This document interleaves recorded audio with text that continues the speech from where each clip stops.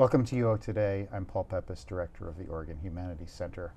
My guest today is Diana Abu Jaber, author of 4 novels, Arabian Jazz, Crescent, Origin, and Birds of Paradise, as well as a memoir, The Language of Baklava. She's an associate professor of English and writer-in-residence at Portland State University.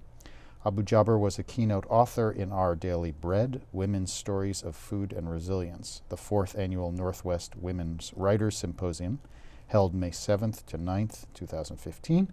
The symposium was organized by the Center for the Study of Women in Society. Thank you so much, Diana, for coming on the show. Thank you for having me. This year's Northwest Women's Writers Symposium focuses on food. It seems natural that you're a participant. Food occupies so much of your work in the novels, in the memoir. Why is it such a key theme for you? Well, I do think that for children of immigrants, food can often be a very poignant kind of a filter. It's very important in terms of cultural memory. And for my father in particular, he was food obsessed. So I grew up with this sort of passion that haunted our house, and it was something that we lived and breathed and ate on a regular basis, so that my dad was always telling stories at the same time that he was cooking. And so for me, the two kind of have a natural marriage, and I felt like when I started writing, it presented itself as a natural metaphor for me, and one of great pleasure. Say a little bit more about the metaphorical extension of food. So what are the things that food carries that you can talk about that are in addition to food? Well, it's, for me, a lot of the significance there is about ingredients. You know, when you look at the specific taste of a certain region, it really does come from that sense of terroir. You know, just as people who talk about terroir in the wine, it comes through in food, absolutely. And that's why people are often frustrated when they travel. They go to other countries and then they try to reproduce the food here or wherever their homes are, and they find they can't quite do it because you can't quite take that earth with you. So there's that sense of the elusive memory and that thing, that piece of childhood that we're always searching for. And food, I feel, is one of the key ingredients, that larger ingredients in the world that gets us closer to it. And for me, the idea of the body itself is so key as a writer, because we're always looking for ways to tell bigger stories, you know, sort of intangible stories, but we have to do it through the senses all the time, through the senses. And there's this immediacy about eating and food preparation that you can't get anywhere else. So it's a natural bridge for me in my own work. Given what you've just said, would you be willing to read a passage from The Language of Baklava? Oh, I'd be happy to. It's a great passage, given what you've just said. It's perfectly appropriate. It's, now this is the scene in the Chinese restaurant with me and my grandmother. And I think I'm about maybe 8 years old in this section. And this is a little encounter she and I have with the waiter. Our exchange is preempted by a cool-eyed waiter with military posture and an impassive face, holding up a tray crowded with steaming dishes of meats, vegetables, and rice. I scan them wildly, searching for the young pig flesh. Oh, that was an allusion to an earlier section. Behind him, serene and dashing, is Chen. He stands beside the young waiter and orchestrates the exact placement of each dish on the table, then dismisses him. While the Kentucky family from the next table looks on, he crouches between me and Graham and murmurs, "Egg foo young, too plain. Chinese opera lovers need real Chinese food." He has taken the liberty of switching the egg foo young for crispy shrimp with almonds and added a plate of shredded beef and hoisin sauce. I swell up, proud of my sophisticated tastes, and glance over at the other tables, hoping that some ignoramus has ordered egg foo young. Chen shows me how to fit the chopsticks to my fingers. After a few attempts, I managed to get a small piece of beef to my mouth. I close my eyes and my senses swim in my head. The flavors are so complex and capacious, I don't know how to make sense of them. It's enthralling the way the dark, sweet sauce clings to a salty bit of meat, the 25 shades of flavor secreted in the grilled crust of a shrimp. Who would have thought to bring these ingredients, these ways of thinking about food together in such startling ways? It's so good that it seems nearly intimate, an impossibility that this unknown chef, a total stranger, would know how to touch all the hidden places in my mouth. Yes, yes, yes. Chen's voice enters my reverie, coaxing and seductive. I open my eyes and he is looking at me. His own eyes are dark glimmerings. It's good, isn't it? He says. You taste it, don't you? I see that you taste. I fumble with the chopsticks, feeling anointed and embarrassed. It is at once too much praise and no praise at all. Who doesn't know how to taste food? But Chen's gaze goes distant again. The chef here, a very fine, sensitive man, he was one of the cooks for the Chinese emperor. He lowers his eyes. No more. Now he must cook for people who have no tongues and no noses. I concentrate on my chopsticks, wanting to please this displeased man. Something about him, perhaps the failure to find the identical charms of his first culture in this new one, the failure to recognize the new promises of this new country, remind me of Bud. He's also just as obscure as my father. Who are these people with no tongues and no noses? I mull over the deepening mysteries of the Imperial Palace restaurant. Well, all I can say is I wish her big chief father were here, Graham confides to Chen, tipping her chin at me. That man, he thinks he's the alpha and the omega when it comes to dinner. Fuss, fuss, fuss. Nothing's good enough. Nothing's right. Many men I know this way, Chen says. Only the little onions, the itty-bitty cucumbers, only the meat from his butcher, Graham minces. Only this and that sort of rice. Oh, for the love of Pete, the rice. Only a certain kind of rice, washed, dried, oiled, sprinkled with ground lamb and fancy pine nuts. He spends more time on his rice than women spend on their hair. Chen glances at me again when Graham mentions the rice. So, you come from cooking, he says. I thought this when I see you eat. Such a wonderful passage. Thank you so much for reading it. Thank you. So as this passage makes clear, the memoir is built around a series of stories about eating and food and your family. But it's also the case that the text itself is built around recipes. So there's these stories, and then there's these recipes that go with the stories. Say a little bit more about the parallels that you see between writing, the creativity of writing, the craft of writing, and the craft of cooking and recipe writing and working from recipes. Well, I have to give a tip of the hat to writers like Mary Kay Fisher and Mary Frances Fish. Oh gosh, now I'm going to get it wrong. MFK Fisher. Yeah. And Ruth Reichel and Lori Colwyn, who all worked with narrative and recipes. And I was really interested in how that functioned in their writing. I found that there was a kind of a natural cohesion there, that it just made sense to move from one to the other.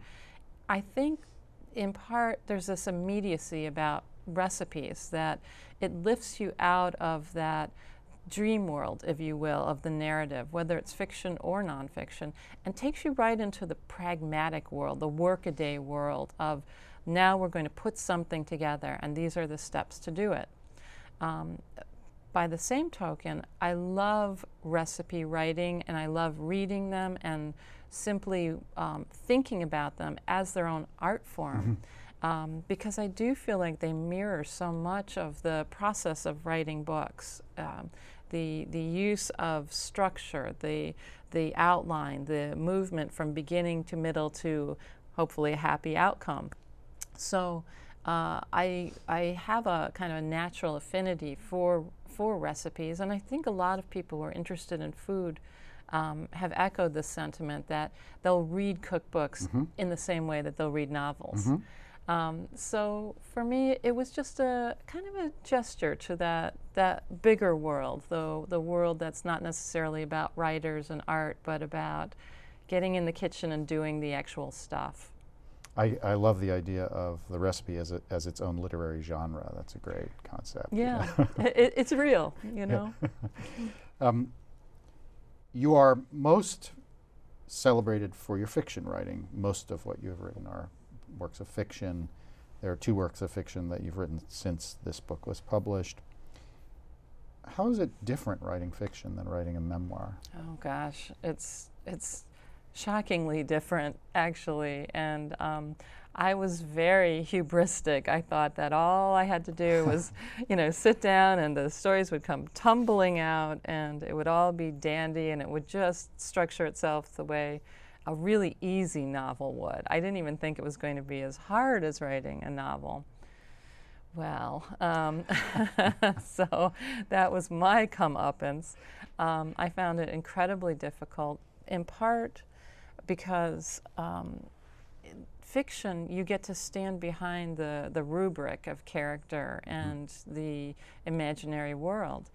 And with memoir, you have to go inward and you have to strip away all the things that we use to defend ourselves and to hide behind and all the posturing.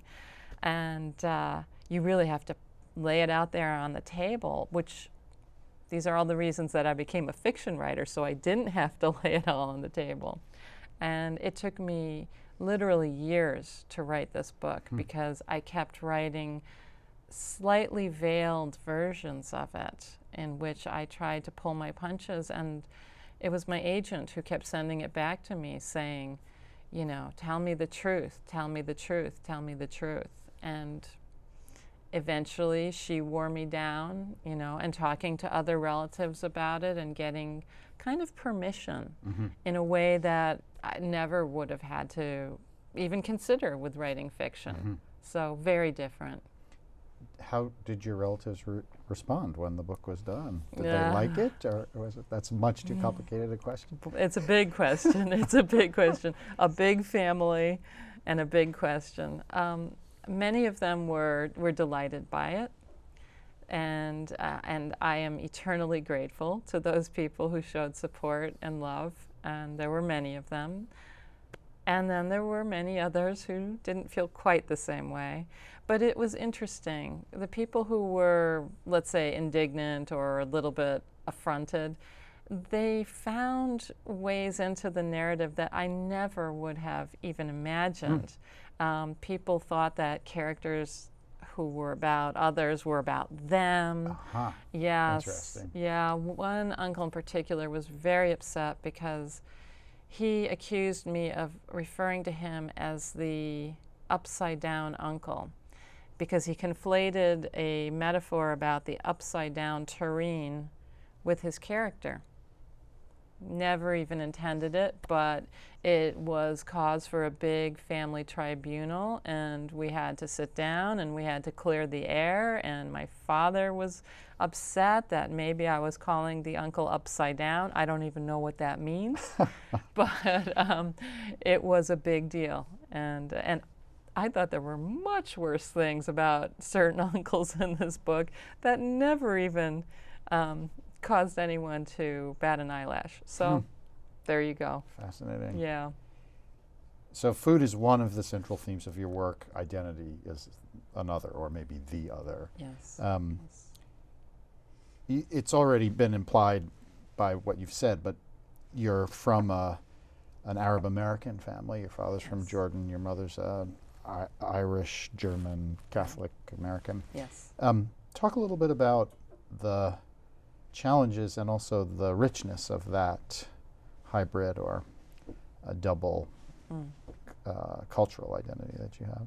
I feel very fortunate You know, I feel like when you have immigrants in your immediate past, you know, when your parents or your grandparents are immigrants, and it's close enough degree that you're eating the food or you're speaking the language or you're listening to the music, whatever it might be, there's a kind of a richness that comes into your life that's very special. It's harder when you're a child because kids want to fit in. Mm-hmm. And there is a dominant culture that really tries to dictate the way we look and sound and eat and behave. So for a lot of my young life, I really struggled with it. And my father's family is very flamboyant. They have big personalities, and it wasn't always an easy fit. You know, I'd have friends come over and they'd come for dinner, and after dinner they would ask me, what was everybody fighting about? You know, and of course the answer was that was our normal tone of voice. I had to learn to stop shouting when I actually was when I started moving to the West. It was I discovered that I was screaming constantly, and so I had to learn to bring it down, bring it down. But yeah, in many, many ways, it took me through college, through graduate school, before I really started to embrace and appreciate and recognize the richness that my father's culture, in addition to my mother's much more mainstream culture, was giving me. And that's when I started to go back to the Middle East and investigate it for myself as an adult and kind of claim it myself. So your earliest novels are about Arab Americans and you know, you sort of arrive at a very particular historical moment in American history as an Arab American writer. And I know that in some cases, you know, so you are the Arab American writer, right? And then also, you know, because of the American politics and American international politics at that particular moment, there's all this cultural weight that must have come down on you because of that. Can you say something about the particular challenges you had as a writer, an Arab American writer, or about, I mean, is that a category that you even think of yourself through? It's a great question. At the time when I wrote the first novel, which was back in the 90s, there really wasn't a lot that I was aware of.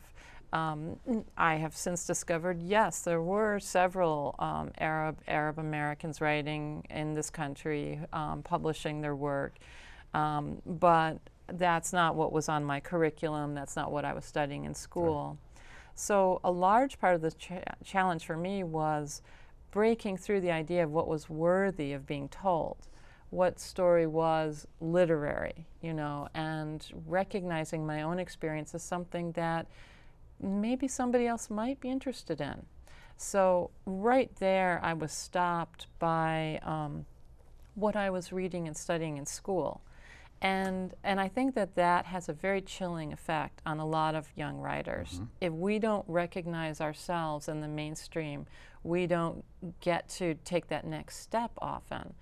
And when I finally did write the manuscript for Arabian Jazz, one of the first publishers who saw it was at a big mainstream publisher who told me that much as she liked the writing, she felt that Arabs were not politically appropriate. And it was a devastating response. I didn't know if everyone was going to say something like that to me. I was really taken aback. I thought maybe they'd say it was boring, it was poorly written. I never even imagined politics would enter into it. It's changed so much since then, thank goodness.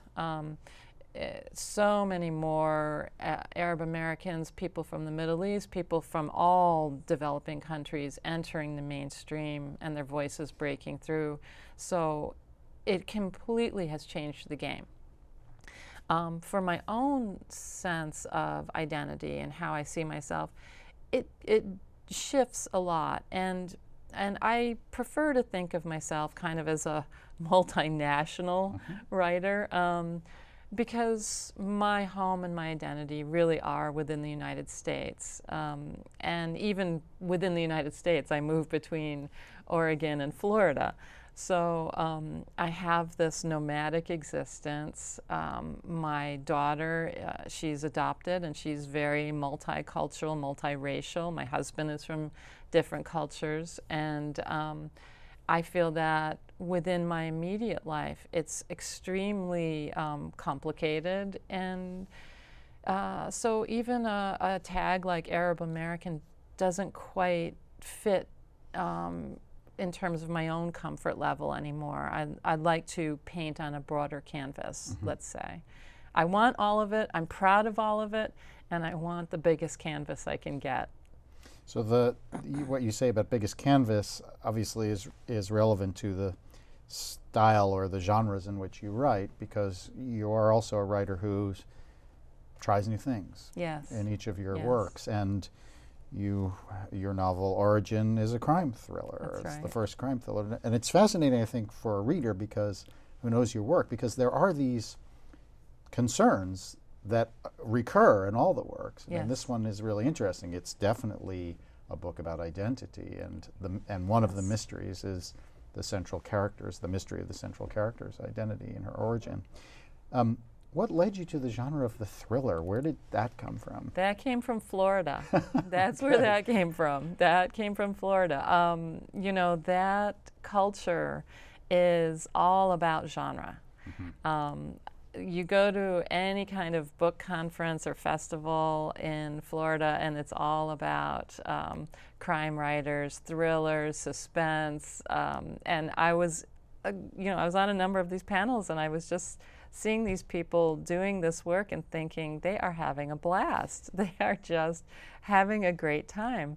And at the same time, I'm married to a genre reader, and he was reading John D. MacDonald and Randy Wainwright and Carl Hyacin, and he loves the thriller format.